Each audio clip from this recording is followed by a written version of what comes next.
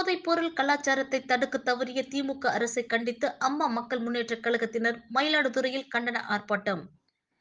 தமிழர்களின் அரசு பணிக்கனவை சிதைத்து எதிர்காலத்தை சீர்குலைக்கின்ற வகையில் தலை விரித்தாடும் போதைப் பொருள் கலாச்சாரத்தை தடுக்க தவறிய திமுக அரசை கண்டித்து மயிலாடுதுறையில் அம்மா மக்கள் முன்னேற்ற கழகம் சார்பாக கண்டன ஆர்ப்பாட்டம் நடைபெற்றது.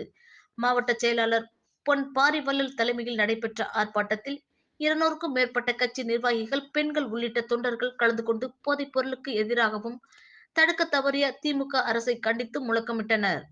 நகர செயலாளரும் ஒன்றிய செயலாளர்களும் அவர்களுக்கு என் மனமாற்றுவதற்காக தமிழர்களின் உரிமைகளை உடைமைகளை மிக கேவலமான சூழ்நிலைக்கு உள்ளாக்கியவர்கள் பலமுறை இவர்கள் கையொப்பமிட்டது தமிழனுக்கு எதிராக.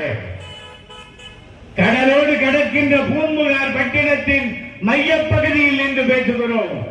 காவிரி கெட்டதற்கு காரணம் இந்த மாசம் அவங்கள்ட்ட எது மார்கழி மாசத்துல இருந்து தண்ணி வந்துதான்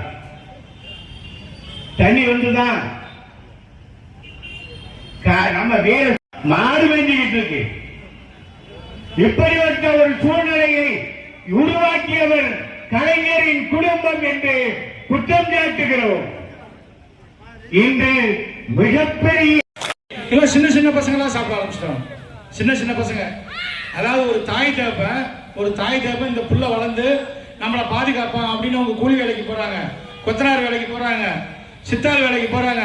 நம்ம புள்ள எப்படியாவது படிச்சு வளர்ந்து நம்மளை காவந்து பண்ணுவான் அப்படின்னு நினைக்கிற அந்த புள்ள ஏதோ ஒரு காரணத்துல போதைக்கு போயிடறான்.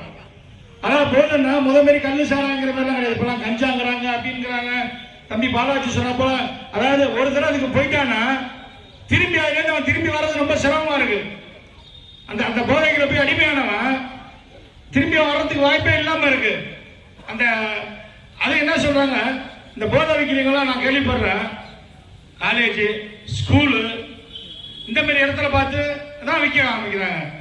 இந்த மாதிரி இடத்துக்கு கொண்டு விற்கிறதுனால அதுக்கு என்ன மெயின் முக்கியமா என்ன செய்யணும்னு கேட்டீங்கன்னா, அந்த ஒழிக்கணும். கண்டிப்பா அவங்க கிடைக்காத அளவுக்கு இந்த போதைப் பொருள்கள் அந்த போச்சு. இளையோருக்கான அரசு வேலை கடினமா போச்சு.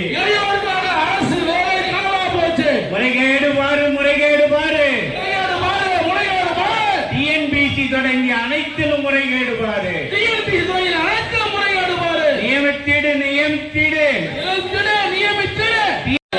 சொன்னீர்களே 3,00,000 இளைஞர்களுக்கு